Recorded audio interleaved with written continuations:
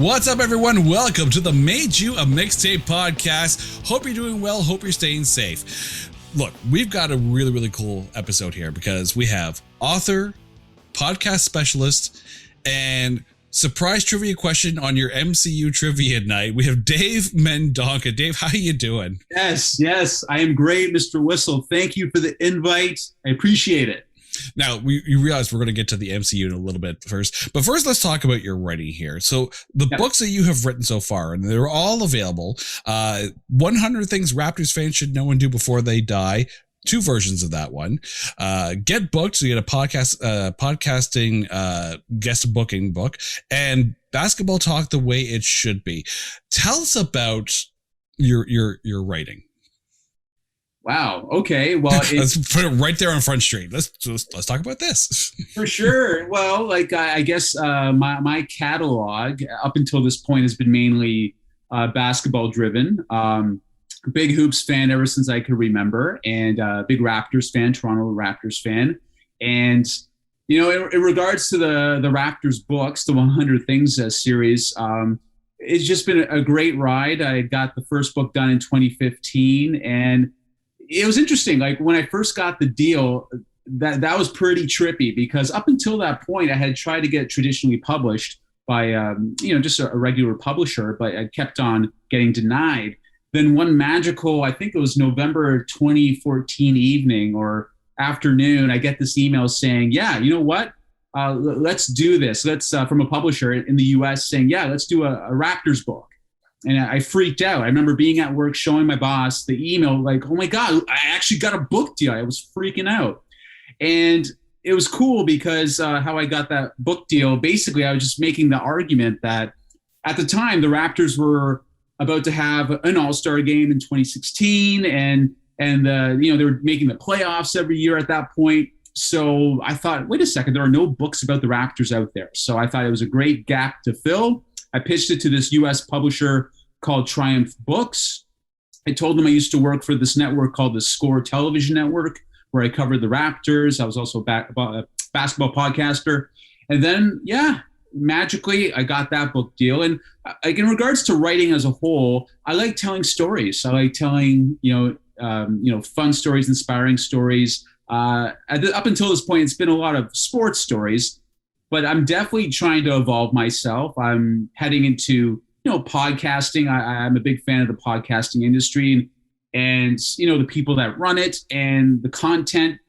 And I just love the medium. Like you're experiencing right now with your show, Mr. Whistle, is that it's this intimate kind of connection you have with people, conversations that, they don't have, all these commercial breaks that chop it up like it would in television or radio, so you could go long form with it. Anyway, I like writing about the industry. I also like writing about fiction. I like writing, narratives, and who knows, maybe down the line I'll write a movie. I'll write a movie script. I've tried to the past few years. It's been hard. Like writing scripts are difficult. It's just understanding the structure of things and whatnot. But definitely. At the end of the day, I like telling stories, whether they're in print, podcast form, video form. There's something about telling a story. It's been with us ever since we were, as human beings, ever since like prehistoric ages, all hovering around the campfire and telling tales and all that sort of thing. I think it's just in our DNA. And I think it's a great way to connect with people. And I've been fortunate enough to do that through writing as one of the mediums. Now, you before like moving to authoring, had a like you mentioned yourself, you had a broadcasting career. You were reporting, you would write features and the like. So, how much of that do you think translated to writing novels? Well, you do get this.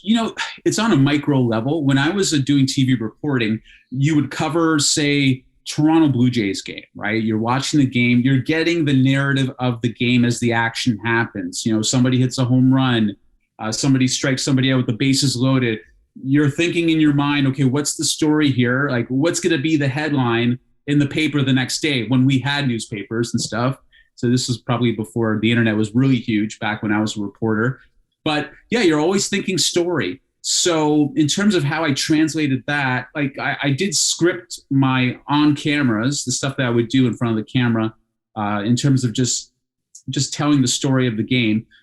In terms of translating that to the writing of like books and whatnot, obviously with books, you have a lot more time to create character, to get into painting pictures, to really getting really deep. Whereas in terms of reporting, I did like 10-second on cameras, briefly describing what happened or teasing the next game, that kind of thing. So, doing the reporting, it did help a little bit.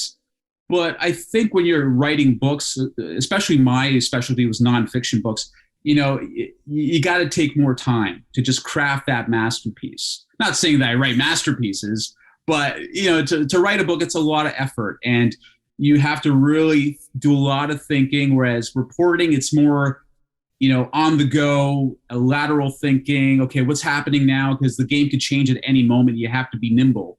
Whereas with writing books, you do have to take your time, be more thoughtful with it. So the reporting did help a little bit, but it's really quite different.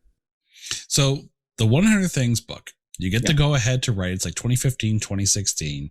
The book comes out, and then 2019 hits, and the Raptors finally win the NBA championship. First of all, how much did you freak out watching that playoff run? And then what prompted was that the kind of the catalyst for prompting the second edition of the book? So it was very interesting that you talk about this, Mr. Whistle. At the end of my first book, like the introduction to the first book, it was coming off the Raptors being swept, I believe, by the Washington Wizards, I think in the 2015 playoffs or something like that. And at the end of my intro, I said, times are tough for now, but great things are ahead. Just this ambiguous kind of line, like you throw it in there. I'm an eternal optimist. Maybe, something great will happen. You fast forward to 2019, all these incredible moments are happening for this franchise that was once the laughingstock of the league. We had this, generational player on the team, Kawhi Leonard, who really willed the team on its way to this Cinderella run. And every step of the way, I'm like, is this really happening? Whether it was Kawhi's magical Game 7 shot against the Sixers, whether it was that we came back to beat the Bucks in the Eastern Final, and then finally the championship, we got a break. The Warriors had some injuries to some significant players. And when all this was happening, I was just enjoying the ride. I couldn't believe it because I didn't know when it was going to end. Being a Raptors fan, you just have no clue. You expect the worst. At least that's what the franchise had taught us beforehand. We were used to losing. We were used to exiting out of the first round. So I enjoyed every moment. And like the Kawhi Sixers shot was unbelievable. I was flipping out at my friend's house in his living room, just freaking in pure ecstasy, just hopping up and down, crazy, like a crazy man. And then when the Raptors booked their tickets to the NBA Finals after beating the Bucks, I'm like, this can't be freaking real. It was a very surreal moment, not just for me, but for basketball fans across Canada, I'm sure. Then you get the NBA Finals, and you're like, all right, we're against the Warriors. Yeah, they're down a few guys that are significant, but maybe we have a chance. Maybe, you just didn't know. And then as the series progressed and you saw the mettle of this team led by Kawhi, this business-like attitude, like we've been here before, don't get too high, too low. And, I don't know about other fans, but I had that same kind of mentality, don't get too low or too high. I wasn't suited up or anything. It's just, you know what I mean? It's such a ride. And then when they finally sealed the deal, it was just phenomenal. Then all of a sudden, all these memories rush back of like, I've been a Raptors fan since day one. Originally, I was a Knicks fan. Then I became like hybrid Knicks, hybrid Raptors when they came into the league. But I had always followed the Raptors ever since day one. So you remember all the times they lost, all the players that left us, or were traded away, and people didn't want to play in Canada, the taxes, the metric system, all this sort of stuff. So it was just such a moment of like just pure joy, pure bliss, for the ones, the fans that stuck it out from day one, just seeing that payoff, because we just never knew if it ever would have happened. So in regards to the book, obviously the next day my publisher goes, oh yeah, I forgot, we have to do an update to your book. Of course, obviously, the day after the Raptors win a championship. So once that happened, I was in express mode. I had to write up like 12 or 13 new chapters, lose some old chapters, and get that done within like a time period of a month or so, kind of thing, 1 to 2 months. We got that done. And the book was ready for release the next March 20th. And that's March 2020. So for you out there, you probably know what happened in March 2020. Yeah. Something about sniffle, you know. Yes. So that's the story around the Raptors book, the update, and the ride of a lifetime. It's funny, you know, people, they're like, okay, so when's the next championship for the Raptors? Like, I would love another championship, but man, for me, like, I'm good for right now. Like, they could do another one. That'd be great. But it just, man, it's hard to describe. You just never thought this team would win a title, at least within its first 25 years of existence. I never thought that would happen, but it did. And it was such a welcome thing that happened. I went to the parade with my wife, and that was a blast. I had never seen Toronto so jam-packed. Like, downtown Toronto was a sea of people. And I was wedged right in there. We were wedged. We couldn't move, you know? So, and then you see the people, you see the parade going by, you take pictures and all that sort of thing. It was a great moment, great moment in sports history. And it really makes you feel grateful for being at that parade, especially since the pandemic hitting. And we all know now the stigma around big crowds. So, you know, it was a once in a lifetime kind of thing. And I'm glad that I was able to record some of that via my book. You know, I did talk about the parade in the book and whatnot. So what a ride, man. Unbelievable. It's interesting that you bring up the idea of large crowds, especially at a championship parade. And you're starting to see games in the States where you've got full arenas. You have like jam-packed wall to wall. No one's, you know, wearing masks. And I recognize that, you know, down in the States, they are vaccinating people, double vaccinating people faster than they are up here in Canada. But at first, you know, did it feel odd? Like, I know it was odd watching basketball with no fans in, but does it feel odd now to see a full arena? It's so interesting. Yes, it's odd, because I think we've been so programmed now to be afraid that when the people come together, they spread the virus, you know? So when you see people, whether they're vaccinated or not, it's just, I don't know. It's just this response you have, this nervous response. It's like, wow, man, like that is a bold move. Like, I hope they know what they're talking about, what they're doing over there. Is this a super spreader event? All these types of things. So you definitely feel a little bit more nervous. Like, definitely the bubble with the basketball, that was weird. No fans in the stands. Now seeing fans trickle in, now they're like, down in the States, you have more of the fuller parks, more capacity. And you just have your fingers crossed, man. Just hopefully that these things don't become crazy events and this disease does not keep on going at a rapid pace. So yeah, it was weird. And but you know, as we got used to the bubble, I'm sure we'll get used to fans gradually coming back into the stadiums.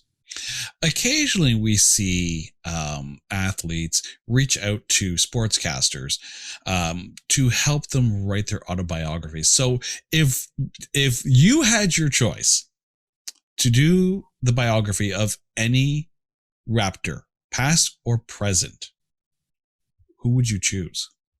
Okay, well, I think that's pretty easy. I'd say Vince Carter, just because of his narrative within the team's history. You know, this guy he was a darling. He was at the start, he was this new kid that was like just on all the highlight shows. He was beloved by the city. Then before you knew it, he became this enemy, this guy that was reviled.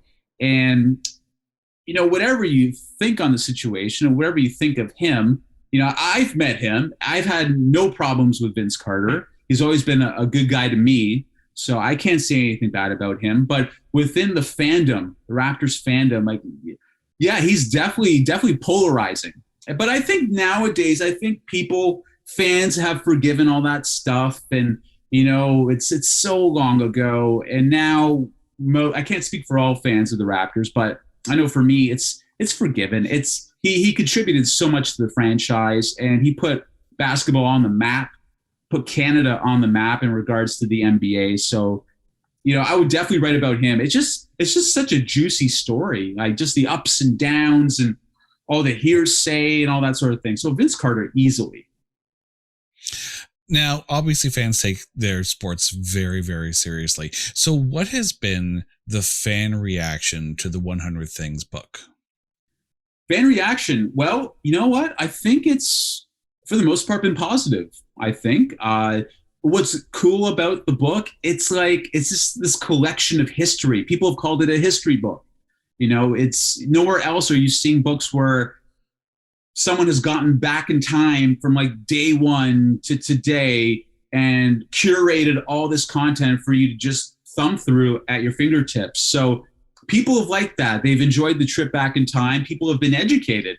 They're like, oh my God, I didn't know that this happened and that happened. So for the most part, it's been positive. And, when I was creating those books, I just was thinking to myself, what can I do? What kind of content can I produce that the fans will love? Like I want it to be something, a family of Raptors fans could take a look at and enjoy. It was interesting. My publisher, the editor I was working with, right? There was this one chapter. It's called, I think it was called F Brooklyn. Okay.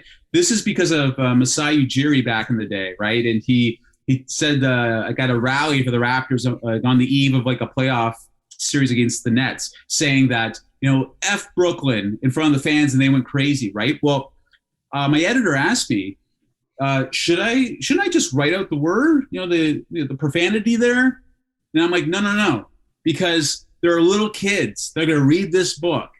And I was pretty emphatic about that. Just no. It's got to be, F, and then you put your dashes there to cover up the rest. Because I wanted the book to be like a family book and have like dads and sons read it and all that sort of thing. So it turned out well. So far, like people have been really kind in regards to their reviews of it, and I like that it's part of Raptors history now. It's part of the fandom. It just adds to the universe. And I'm glad I had the opportunity. And it's really cool about being a part of universes. So I'm a fan of it. So 2008 rolls around, and I know it feels so long ago now, doesn't it? Judging by my gray hair, it feels so long ago right now. 2008 rolls around, and you and Audley Stevenson put together the Breakdown podcast. And nowadays, like here in 2021, it's like everyone and their dog has a podcast.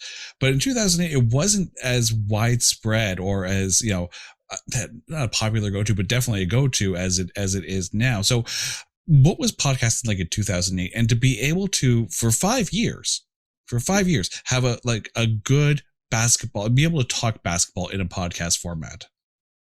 So first off, Mr. Whistle, you've done your research. Well done, sir. This is good.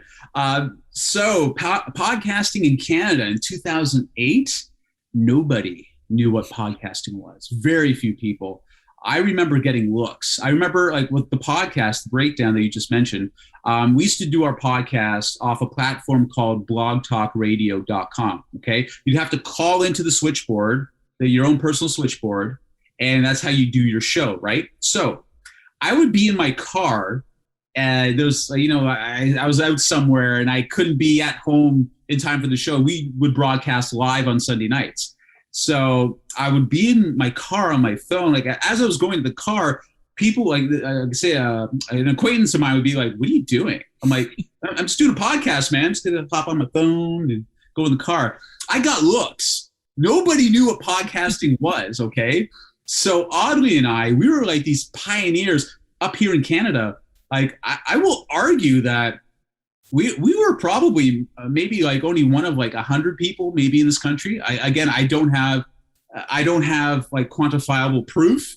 It's just an assumption, but Yeah, very few people up in this country, in Canada, were doing podcasting. It was just such a new medium.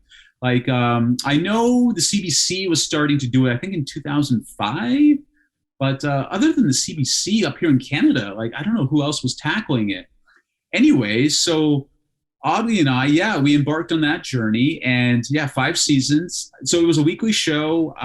We just wanted to create a show that basketball fans would enjoy, that they would get this vibe that two guys from different walks of life share this passion for this game, and that we were knowledgeable, but that we didn't take it seriously. We weren't corporate.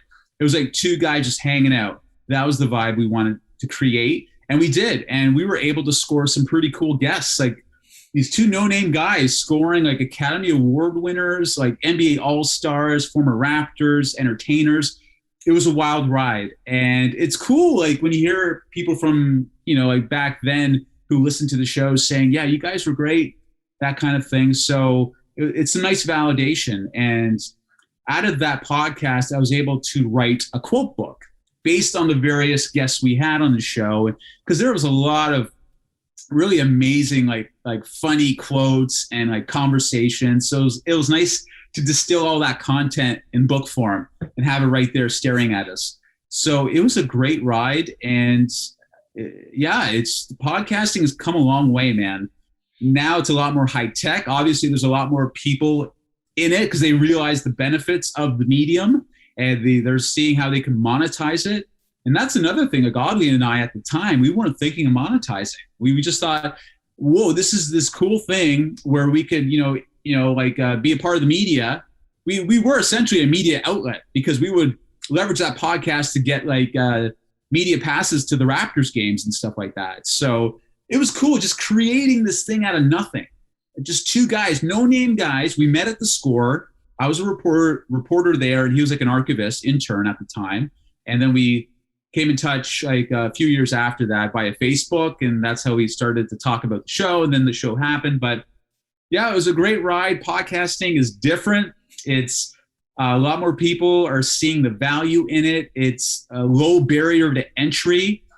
And man, you can communicate with your people, like your fans. You could create a fandom. Like right now, Jay Whistle is creating his own band of fans right here. His 1,000 fans. All three of them. So you have to think though, like, so in 2008, you're doing this podcast and you're talking about getting guests on there. And for podcasting being so new, how often did you get, what's a podcast? All the time. Like people didn't understand. Is it radio? Is it like recorded radio? All that sort of thing, right? So it was always an education. People were used to the traditional media, right? Radio, TV, print, and online at that time.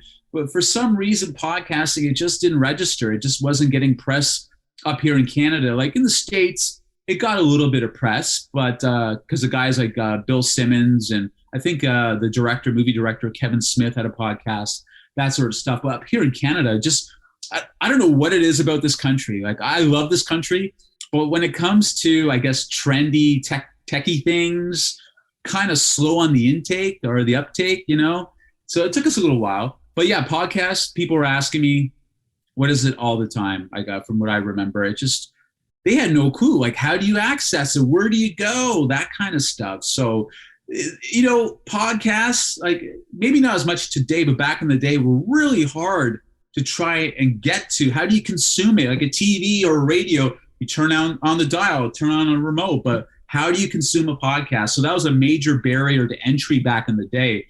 But today it's a lot easier with smartphones and all that sort of stuff. So when you think about, the popularity of podcasting now, you mentioned yourself earlier that podcasts are great for having a conversation, like just an unfiltered, uninterrupted, conversation about whatever. And when you think about the last year and a bit, where everyone has been told to don't gather, don't go out and have those conversations, do you think that podcasts have grown in popularity because it's a conversation, and because as a listener you're almost like drawn into that conversation? Yes, podcasts are a very personal experience. Think about it. You have your earbuds. Like you feel like you're the only person in the world listening to that show. So in regards to like what's happening in the world, the pandemic affecting in-person conversations, I don't know if that really affects podcasting because you could still consume shows and podcasters are still having those conversations now instead of like in person like a Joe Rogan would do before, which I believe he's doing again. Or actually, he's always done it. But anyway, some podcasters couldn't do in-person conversations because of the pandemic. And so they had to adjust, do Zoom chats and stuff like that sort of thing. But yeah, I don't know. Like in terms of popularity, maybe it's, there's many schools of thought on whether podcasting took a hit during the pandemic because a lot of people would listen to shows, episodes while traveling to work, to the gym, all those sorts of things. But from the statistics I've been reading in various podcast industry websites, apparently podcasting hasn't leveled off. It continues to increase. People are, listening on their desktop, on their laptop, and still on their phones to this day. Like, people are spending time at home more often, but it doesn't seem like, you would think it'd be the opposite, but it doesn't seem like listenership is going down at all. In fact, podcast advertising revenues are skyrocketing. I believe they're going to be like over $1 billion this year, or if not next year. So people are still listening, whether there's a pandemic or not. So I don't know if that's really affected it much.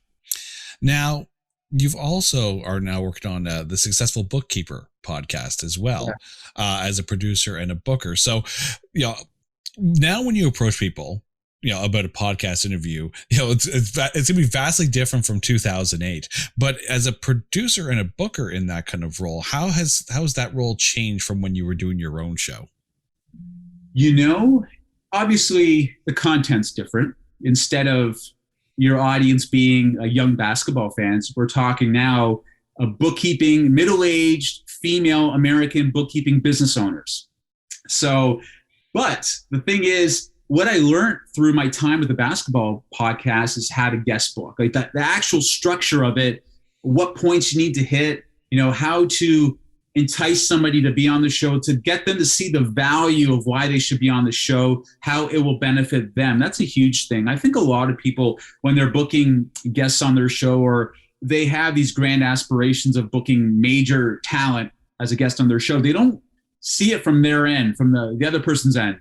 What's going to be valuable about them being on your show? Like how are you going to get them more clients? How are you going to get them more fans, more social media, followers and stuff like that? So I think what I've been able to really get a good grasp on is how to pitch. Okay. So the basketball stuff, the basketball guests, you have your people that you think would be a good fit for your audience. With the bookkeepers, it's like, this is the thing, right? This is how funny life is, Mr. Whistle, because 20 years ago, I was a sports guy. So, to even talk about this in public is crazy because I would never have thought I'd be a producer of a bookkeeper podcast. But here's the thing. But you can use this for any type of show you have when you want to guest book whatever show your show is about. So with the bookkeepers, I'm always thinking to myself, if I'm getting a guest on this show, okay, how is this guest going to help the listener? Okay, the bookkeeper is a middle-aged mom, bookkeeping business owner, has kids, busy life. What guest can I bring on the show that will get her more clients, improve her confidence? Because bookkeepers have issues with self-esteem and confidence. Who can I get on the show that will help these bookkeepers with their mental or physical health? Because they're busy, they may not be eating correctly and that sort of thing. How do they how does this guest get this person or get these listeners to have good work-life balance?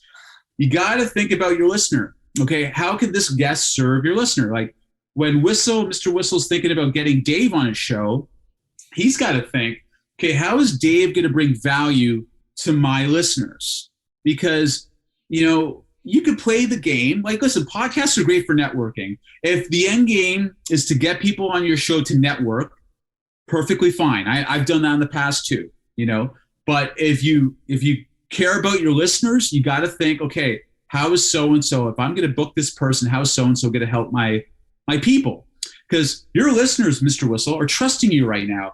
They're trusting you that with Dave on the show, Dave's going to teach us something that's valuable that they could take and implement into their own lives, or maybe Dave's entertaining gives them a chuckle, so I provide entertainment. So these are things as a guest booker you got to think about. So going from like the breakdown guest booking, it's really not much different in terms of the structure of the pitch, right? You're still thinking about the audience, basketball fans, but now it's just a different audience. So it's the same kind of techniques, that you just apply to a different show. So, hopefully that's something that's valuable to the would-be podcasters out there. If you do have a podcast and it's an interview-based one, remember, just always think about your listeners. Think about the audience, how you can help them. Because if you help those guys, I'm telling you, you're going to build a connection. They're going to know, like, and trust you. So if you get that trust from them, and maybe, like say you have something coming up, like an event or something, or a product you want to, pitch or something, or, get some marketing around, you could say, hey guys, after they've listened to your show for a while, hey guys, I got a new book out, if you want to check it out, go to this link, and you could drive people to your products and services because they trust you. Like if Mr. Whistle was having say you're doing you like to perform music, right? You're in a rock band, right? So if you want to drive people to wherever you're performing, if they've listened to you enough and oh man, I love Whistle. That guy's awesome. He's got great guests. He's a cool guy. You build that trust. They're going to go to your freaking concerts, man, because they like you, because they've connected with you, because the podcast medium is so intimate. It's like you're talking to a buddy, right? So those are some little tidbits about podcasting and guest booking that I've come to realize through my time with The Breakdown and some other podcasts, The Successful Bookkeeper. And it's really not that much different. It really isn't guest booking for those shows.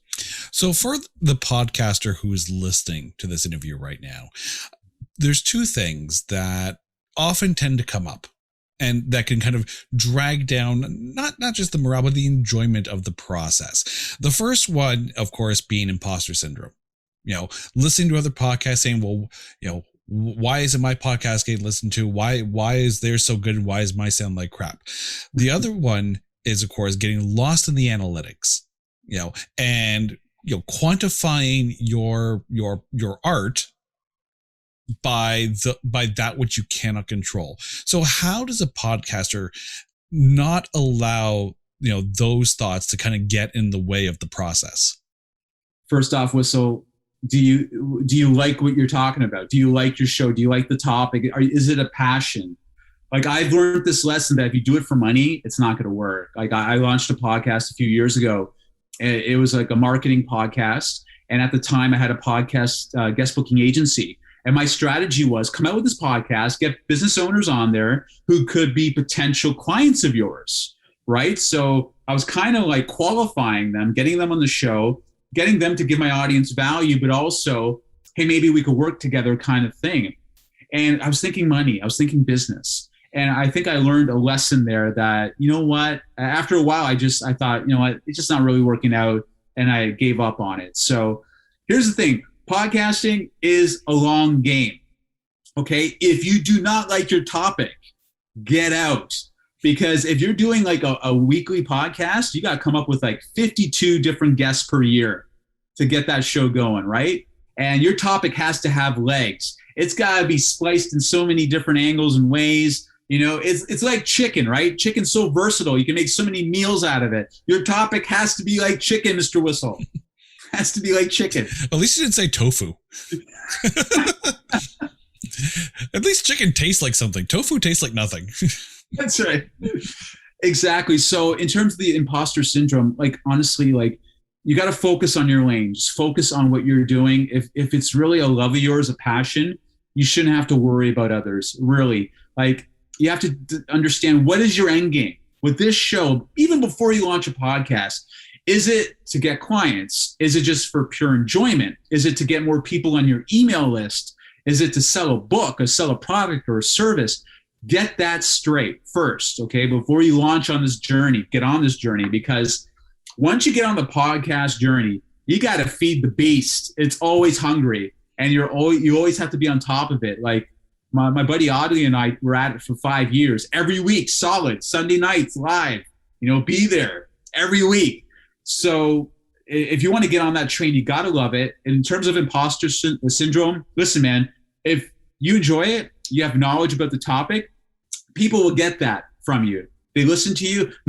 Man, Whistle really loves music. Like, he's really into this, right? And your fans will dig you. So don't worry about the imposter syndrome stuff. If you're enjoying it and people are appreciating it, even if they're not, as long as you're enjoying it, it's bringing light into your life. That's gold, man. Because maybe your life isn't the greatest. Maybe there's a lot of stuff happening around your life that, is not awesome. And the podcast provides like escapism or a way to express your feelings. Like, that's gold. That's great, man. So don't worry about imposter syndrome.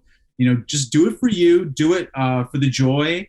And, people are attracted to passionate people. And if someone comes across your podcast and notices how much you're into it and they can feel it, there's something to be said about that. It's attractive. It's like, wow, this guy, man, he's into it, and you want to listen, right? And in regards to, so you imposter syndrome, what was the other thing you mentioned as well? Oh, just getting caught up into the analytics. Analytics, yes. Again, don't compare. I did that, it's not worth it. Look at podcasting this way. Okay, so each download, give or take, represents a person, okay? Give or take. Like, obviously, if one person listens to an episode 5 times, it's not 5 people, it's still one person listening. But you have a captive audience, right? Say like 10 people listen to your podcast, 10 unique downloads, right? Those are 10 individuals that you have never met before, that are consuming your content for the first time, getting to know you. It's this odd form of networking, but you haven't talked to these people, but they know about you. So people are getting to know you. It's cool. It doesn't matter how many downloads you get. So I wouldn't get too wrapped up in the analytics unless it's something that's really important to you, that maybe there's like monetary reasons that are at stake or something like that. I don't know. But I know this, for the Bookkeeper podcast that we do, we get, I'd say within the first 30 days, we get like 1,300 unique downloads. But these are concentrated downloads. We're talking bookkeepers. When you go to that podcast, they're bookkeepers. They're not, Joe Rogan fans. They're not Mr. Whistle fans, Dave fans, or anything like that.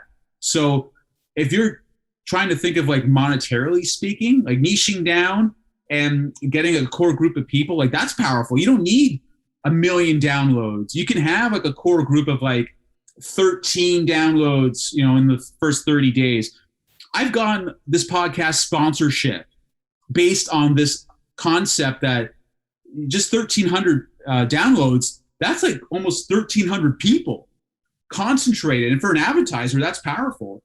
Because I through my research, I've seen that typically sponsors don't come on a show or don't sponsor a show after like at least you're doing 5,000 downloads per episode.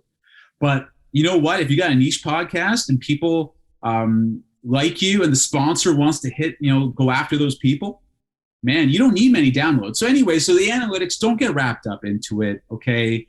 Just have fun, see where it goes, and I think, it's also good to have an idea, I guess a deadline. Like, I'm going to try this podcast for a year.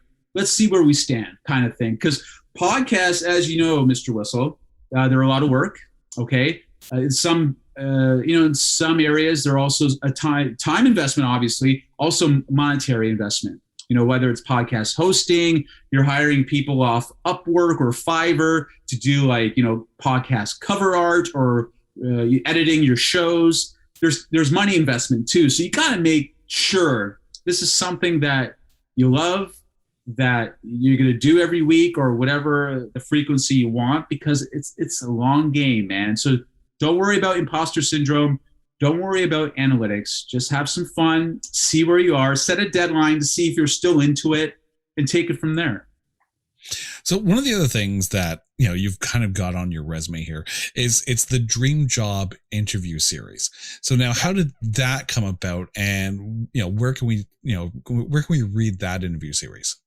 Right. So that is basically, you know what? I've been very fortunate in my career. I've had quite a few dream jobs. Been a sports TV reporter, author, podcaster, celebrity interview, entertainment writer, all these sorts of things, right? And I thought to myself, it'd be really cool to talk to people in dream job type industries to get their insight on how they got their gigs so that I could use that info to help other people get similar gigs. So it would be like a short micro interview, I would have on my LinkedIn. Like it appears on my LinkedIn profile. That's where I have those interviews. And it's just a quick bites of like insight. So I've had Sean Astin from the Lord of the Rings series. Like he's been there. Who else have I had? I've had Steve Levy, an ESPN broadcaster as well. So guys like that, just spouting knowledge about how they got their dream job. So it just, it's a little project I've had. It's a side thing, just creating content. I like to create content. So we put it out there and people seem to like it. And it just, again, just because maybe you're living in a bad neighborhood and maybe you don't have enough money, your family doesn't have enough money, or whatever the situation is, how dire, man, I don't know. I believe it that you can make something happen. Honestly, it can happen no matter what. It just, you got to, figure out what you want and go after it. I know that's really cliche, but, I guess that's the core spirit of that series, the Dream Job Guys series, is just, there are people out there who have gotten these dream jobs and, they didn't have the best circumstances to work with, but they made it happen in some way. So why not you? That's the thing. Why not you? Right? So, hopefully it provides inspiration. I like writing content like that. I like inspiring people because I've been very fortunate. And, like anybody, I've encountered my own challenges in life. And, I want other people to also get the joy that I felt and will continue to feel because I have other dream gigs in mind I want to go after too. So that's the background on that little series. I'm glad you mentioned like the whole inspiration aspect of it, because when you think about pretty much everything that we've listed here today, all right, you've got the dream job interview. So you're interviewing, people, passionate people about their passions, podcasters having conversations about, with people who are passionate, or having your own, monologue about something that you're passionate about. You have basically, from A to Z, everything in your career has seemed to have been about like, driven passions and, inspiring others. Where does that come from? And, how hard can it be to maintain, at least motivationally, this kind of inspiring content creation career? Man, do I have to get into the background? Like, do I have to talk about my challenges? I think it spawned from challenges. Like when I was a kid, I had a child form of epilepsy. So you have seizures and the trauma of that. I was overweight, as an obese kid, self-esteem issues. There was a lot of issues growing up. So, and I always, I don't know, I had a low, low self-confidence. I just didn't think I honestly, when I was a kid, I did not think I would amount to much. I remember in grade 7 thinking to myself, I'm going to be a futuristic gas pumper for the rest of my life. But then a light switch turned on in high school. I started to lose weight and I started to see that I could achieve things. I could go after things like, sports broadcasting, and I had dreams of acting as well. So I believed in more of the possible. And I know it's cheesy. I get it. I became that guy that would write quotes, inspiring quotes in his high school, binders and stuff like that. I was determined to make something out of my life. I was determined to, maybe not necessarily in the moment be an example for others, but that's what ended up happening. I was fortunate that I did some cool things and people saw the work ethic and, they saw where I started from, and, it inspired some people, and that's great, man. Like, I'm all for it. Like, why can't we all be happy? Like, seriously, why do a select bunch of people in this world get to have all the cool jobs, money, experiences? Why can't we just share it? Why can't everybody go after what they want that, doesn't hurt other people or themselves? You know what I mean? Like, so in terms of developing inspiring content, it's just something that flows out of me. Like I enjoy it, whether it's writing books, doing podcasts, television, what have you. It's, like I want people to succeed. I love putting people in a position to win, because there's a lot of things in this life that are tough, man. Like right now, what's happening in the world, it's heartbreaking, but it's going to get better, and your life is going to get better. If you really want to go after stuff, you can do it. You really can. I know it's cliche, but I'm living proof, man. Seriously, where I started from, if I talk to my 12-year-old self today, he'd be like, what? He would not even understand or believe what I've been, able to accomplish. And it's just a blessing, man. So yeah, like the inspiring content, like I look forward to developing more of it. I want to write more books. I want to do more podcasts. I want to write movie scripts and all this stuff, there's much more in the tank. So yeah, like that, I guess the inspiring content does come from just going through challenges in life, being pushed and seeing what your metal's like and just believing and having a positive attitude. Like I've been, blessed to have, that's at my core, ever since high school. So that's where the inspirational content comes from. When people are going through tough times, or through challenges, or just to kind of keep them going, they're often drawn to music. Now, was there anything that you would listen to, like in those times when you just needed to kind of almost recenter or just kind of re-energize? Was there anything that was there musically that was able to kind of help lift you up? Okay, so I can't believe I'm about to admit this publicly, but so in high school, my later years, I was super ambitious, man. Like I really wanted to be a sportscaster. Okay, so whenever there was a big interview, like say like I don't know, like any kind of big moment in my life at the time that I was working towards, like a goal, like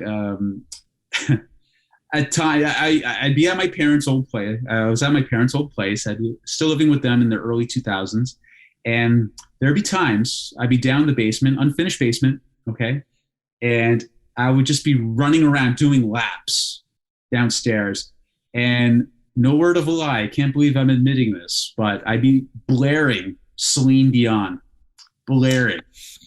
Like I'm just trying to picture Celine Dion as Terror Around the Basement music. I know it's not.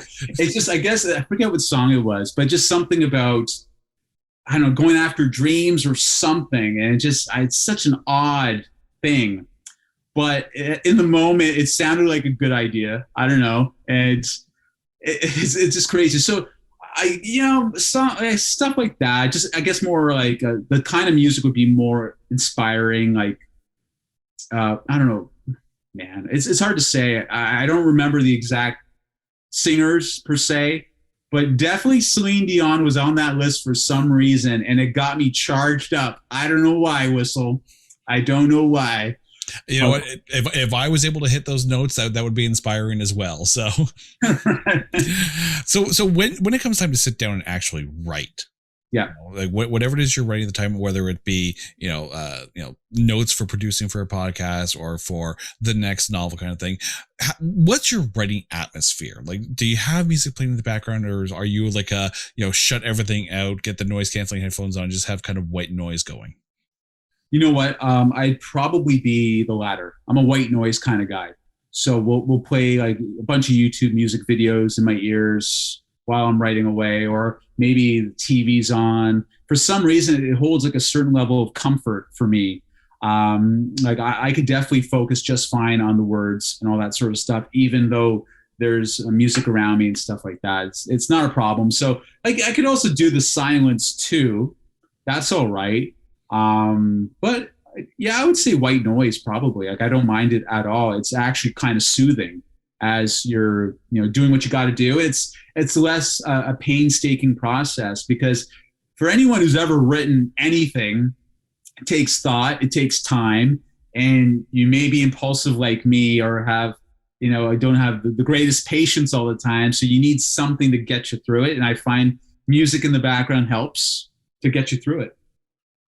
Now, we mentioned at the beginning of the show that you are a very deep cut Marvel Cinematic Universe trivia question. That's because you had a little walk on part on the Incredible Hulk, the only time Ed Norton was the Hulk. So how did that come about? All right. Okay. We're talking about this. Cool. Okay. We're going there for sure. Are you a Marvel fan? This one? Very much so. Okay, cool. Awesome. Great. So great. 2 Marvel fans here. Awesome. So how this opportunity arrived. Okay. So during the 2000s, like I would be auditioning a lot. Like while I was a Score TV reporter / voiceover guy, during the day, like I had an agent who would set me up with auditions and with TV, shows and movies. I even auditioned for like Olsen Twins movie back in the day. Didn't get it. It was for a reporter. Didn't get it. Anyway, so during that time, I was also scouring like Craigslist. Okay, sometimes they have, these like extra roles, movie extra roles that are in there. So, and I came across this one about the Incredible Hulk and how they're looking for businessmen types kind of thing. So submit a photo and that sort of thing. And I'm always, in regards to my career, I'm always up for something new. I like to evolve. Like, I don't want to be the sports guy. I want to be, the movie guy or whatever guy. I'm always evolving, right? So anyways, so I'm like, okay, you know what? Let me submit a headshot, me in a suit. At the time, I think I was like 30 years old. This is 2007, the fall of 2007, like September. So I sent the email to the casting director, get an email back. Yeah, you're in. Okay, it's going to be a 12-hour day. We're going to pay you like $120, $150. You're going to waive all your rights, so you're not going to be in the credits of the movie. They give you like a form to sign and all that sort of thing, right? So I'm officially booked. My first job, my first ever movie job. And I'm a huge movie fan. This is like a lifelong dream. Like I wanted to be an actor as a kid, teenager, and that sort of thing, right? So the shoot was happening downtown, Yonge and King area, just in the heart of downtown Toronto, where there's like a bunch of banks and stuff like that. We were filming a scene just off of Yonge. There's like a little cul-de-sac with buildings sandwiching this cul-de-sac. And it was a scene in the movie where Edward Norton and Liv Tyler get out of a taxi cab, and Liv Tyler is just chewing out the cabbie, right? So the finished product is me being directly behind Ed Norton and Liv Tyler as she's chewing out the cabbie, and I walk past them. I'm literally like a foot away from these guys, less than a foot, like right there. Now, the interesting story is how I got there. So when we were initially filming the scene, originally I was 200 feet back of where Ed and Liv were. But every time there was a take, like a take stopped, they had to get ready for the next take, I moved up. I was trying to be covert, right? Because I knew that there's all these dumb rules. If you're an extra, you can't, you can't talk to the actors and all this sort of thing, right? I get it. But I'm like, yo, man, this is my once in a lifetime shot. I'm going to get in front of that camera. I'm not going to be stuck 200 feet behind these guys. So every time they did a take, I stepped closer. I walked closer to the camera. And then like after, I don't know how many takes, it must have been like almost 7 or 10. I don't know. Before I knew it, man. I was in front of the camera, man. The cameras were right there. Nobody noticed that I moved up, that I was in front of the camera. Before I knew it, I was part of like the business people that were walking across the camera, right? Did a couple of takes. Unbelievable, right? So, okay. So I didn't know at that point if I was in the movie or not. I had no idea, right? It wasn't until fast forward the year after, okay? So this is June 2008, okay? I get a message from my cousin in Wales, England, right? He goes, Dave, I saw the Incredible Hulk. You're in it. This is in Wales, overseas, man, overseas.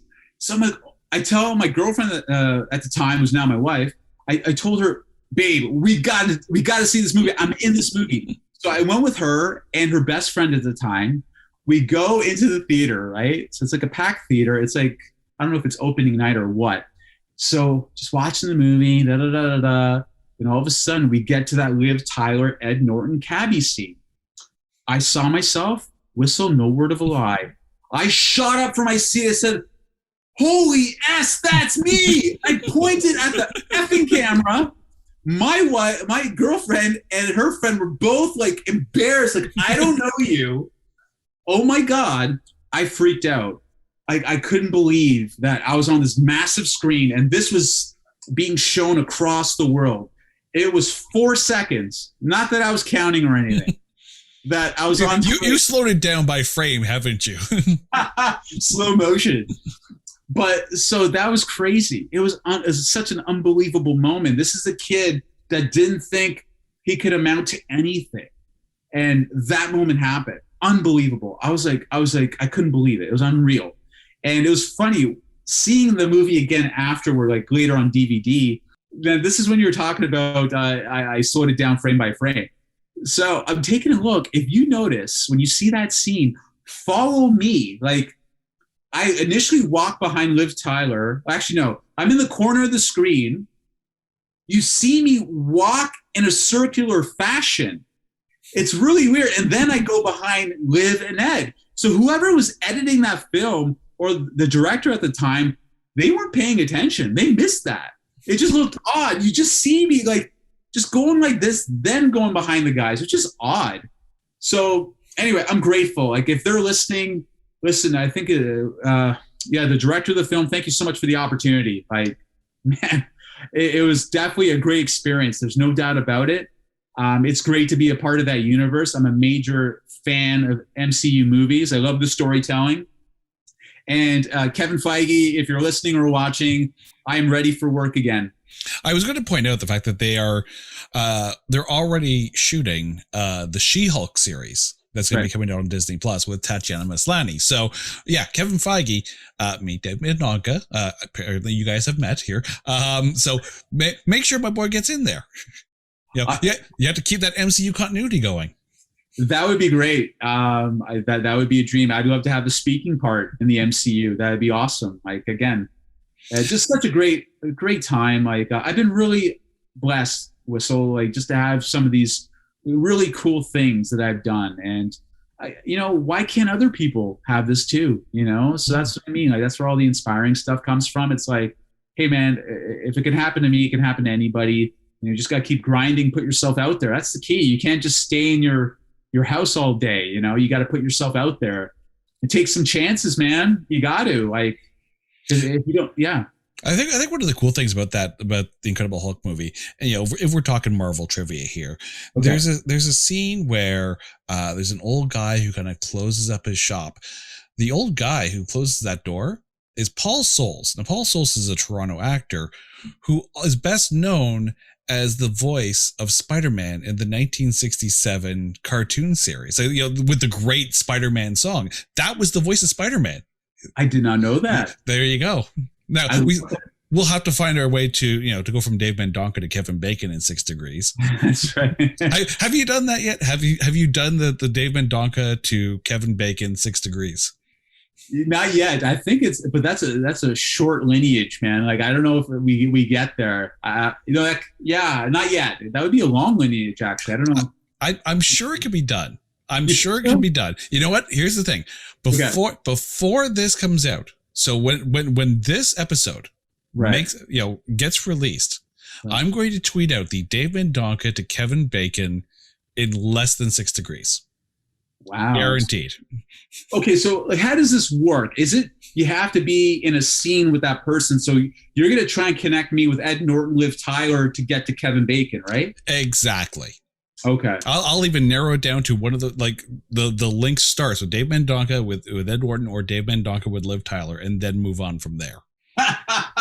Actually, when you frame it that way, it might not be that far away. It wouldn't be that bad, I don't think. Yeah. Like, I'm sure there's a Liv Tyler movie, maybe it goes through Ben Affleck because Liv Tyler, of course, was in Jersey Girl. Jersey Girl, yeah. Yeah. I'm sure there's a way to work it to there. So, listen, man. Yeah. We'll get there. But one of the other things that you mentioned too about that is the fact that, when you're auditioning for these roles, like how crazy of a process is that? Well, okay, so I was fortunate with The Incredible Hulk. I didn't have to audition. It was just a movie extra role. But in terms of like other roles that I have auditioned for, like how crazy is that process? Here's the thing that I noticed. So you have to be really good with the unknown. Okay, so because you're going to go into an audition room where you have all these people judging you. So if you don't like people judging you, don't audition. Okay, it's a very vulnerable kind of place if you see it that way. So when I audition, you usually get your sides. They call it sides, like your lines. The night before, like it's funny. Like my agent, great agent, really nice lady. She would give me the lines just before I started like my night shift at the Score. So it was always just before. I'm like, oh man, I wish I had time. I wish I had time to like just marinate with the lines and stuff like that. So the next day, I would go for like reporter roles, and it'd be like one or two words, and no word of a lie whistle. I'd go blank. I'm trying to audition as a reporter. I'm a reporter. What's the disconnect here? You know what I mean? But it's funny sometimes, like when I go in front of a camera and there's a red light, I'm good. Let's go. Let's do it.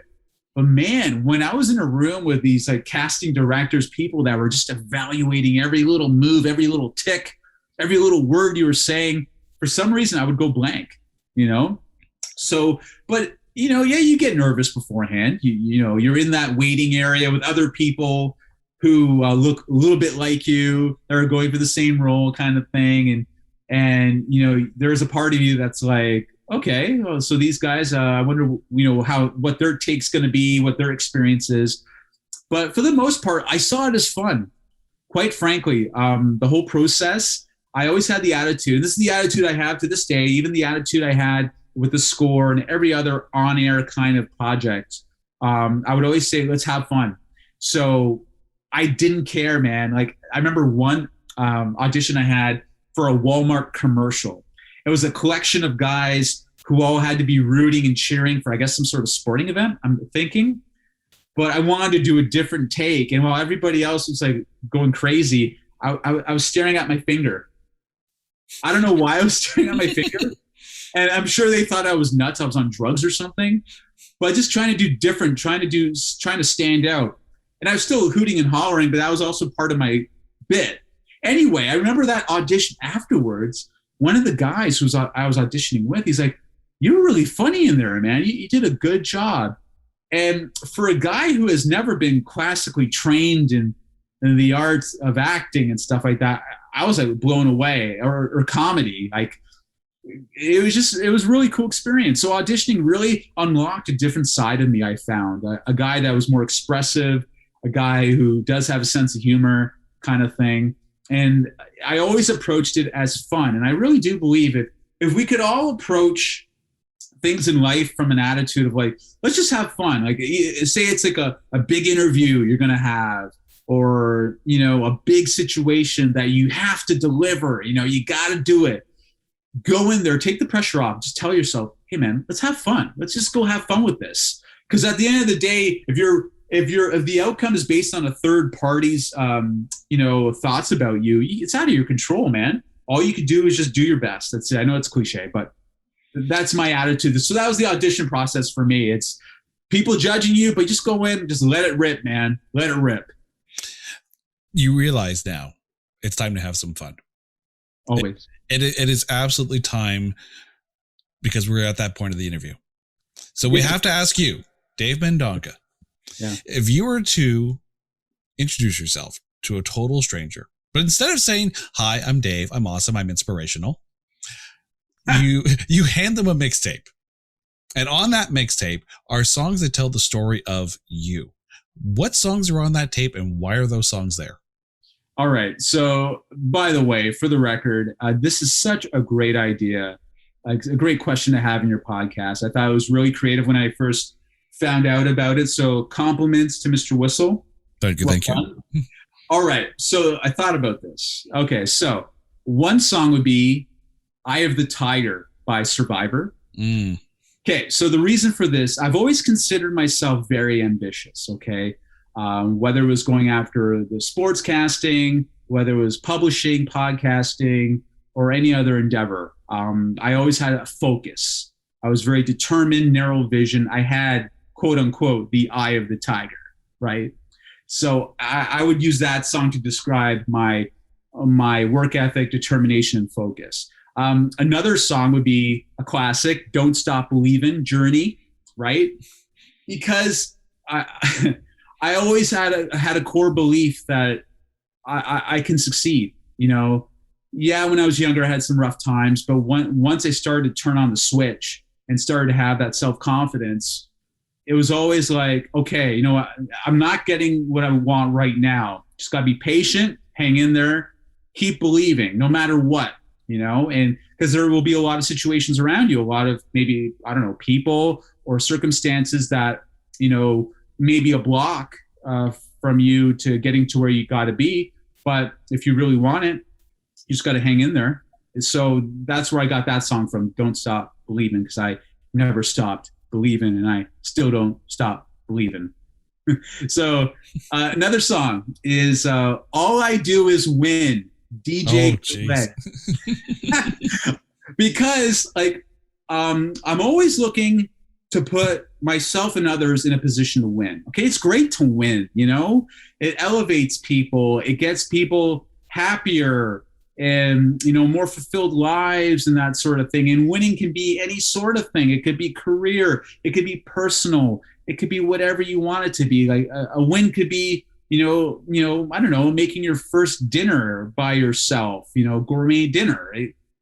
So for me, like I consider myself a winner and I want others to win too, you know, and I want to put people in the best position to do so. So that's a song. All I Do Is Win, DJ Khaled. And finally, Don't Worry, Be Happy, Bobby McFerrin. Okay, so why this? First of all, I apologize to everyone who now has that song stuck in their head. Exactly. So the thing with Don't Worry, Be Happy. So with the previous songs, it described a very driven, focused person, right? That is very achievement oriented, right? So sometimes I find myself, you know, I could get pretty intense going after my stuff. And sometimes I have to say, you know, okay, listen, Dave, man, just chill out. Okay, may not be working right now. Okay, may not be getting what you want right now. It's all good. Don't worry. Be happy. Just be grateful for what you got. You know, your time, your moment's gonna come. That kind of thing. So it's a way of, you know, just calming myself down and just, you know, some things are out of your control, Whistle. Some things you can't, you know, force.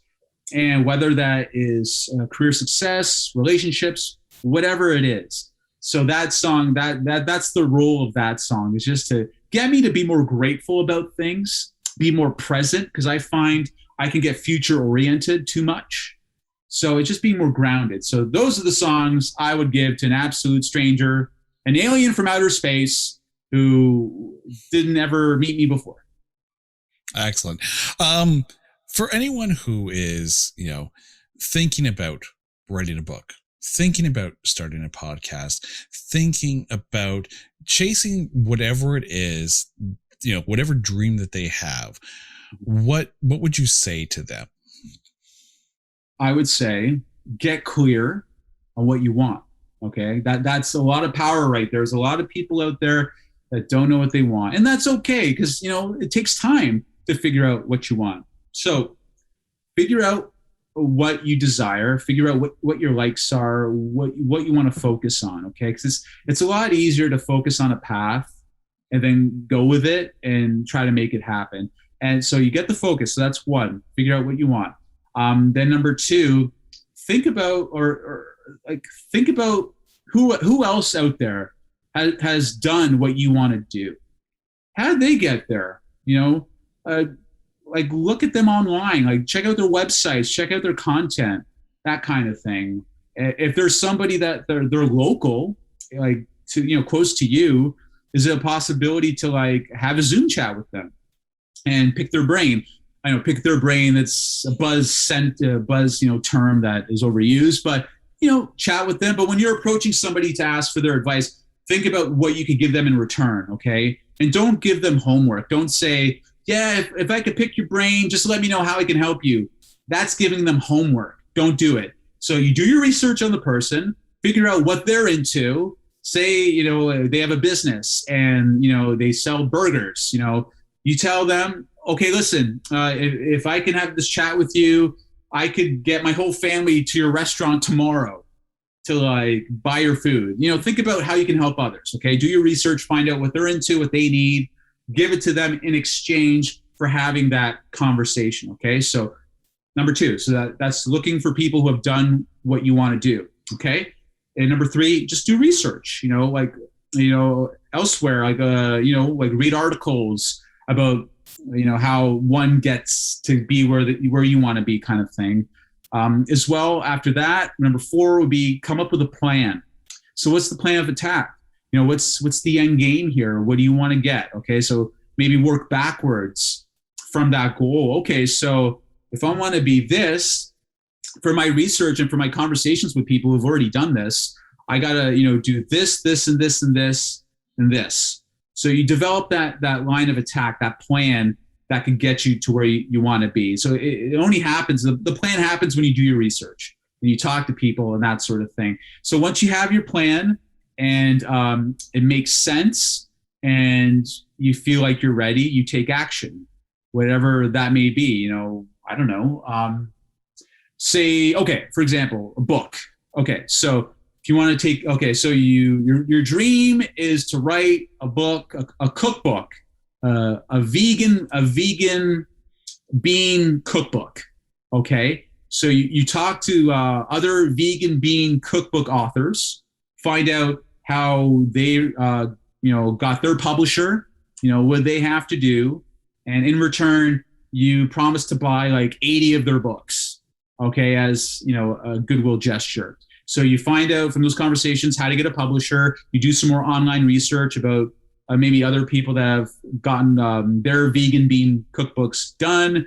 So then you develop your plan. Like this is where you synthesize the information. You're like, oh, so these guys said they did this, this, and this. Those guys said this, this, and this. You combine it and you see what makes sense to you. What steps make sense to you that you feel like are realistic. And then once you come up with that plan, then you start to take action. So the plan would be like, okay, research the publishers that would publish a vegan bean cookbook. Okay, great. So you got that down. Then you go, okay, who are the acquisition editors at those publishers that would pick up a vegan bean cookbook? So you look up on LinkedIn, you get names, then you look for email addresses, and then you develop like a pitch email. And there's like online, there's tons of resources on how you could develop like a query email to like a publisher or a book agent. So you get the pitch email, then you fire off the email. So you took action. See, you got your focus, you talked to people, you devised the plan, you took action. So that's what I would say, Whistle, is when people are going after their goals, do something like that. Those would be the steps. At least according to me. Other people have their own thoughts, but that's how it worked for me. So, Dave, you are a batch of inspiration. I appreciate you. Thank you so much for coming on to the show.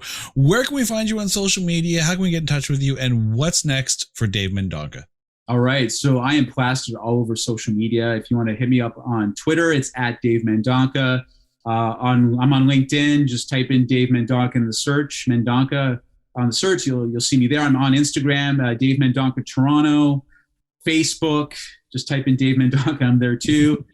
In regards to the books, go to Amazon, amazon.com.ca. Just type in my first and last name, and I'd spell it for you, but it's going to take too long, and I'm sure it's just going to appear. No, don't worry, it's on the screen the entire time. Oh, there you go. So we're good then. So yeah, just take a look at the name, type into Amazon. You'll see my books there, and Google me as well. I have a lot of written content about podcasting and that sort of thing. So I'm there. Dave, thank you so much for coming on to the show. And to our listeners, thank you for tuning into the Made You a Mixtape podcast. If you're listening to us on an audio streaming service, you can watch this entire interview over on YouTube and learn how to spell Dave Mendonca's name so you know how to look up his books on Amazon.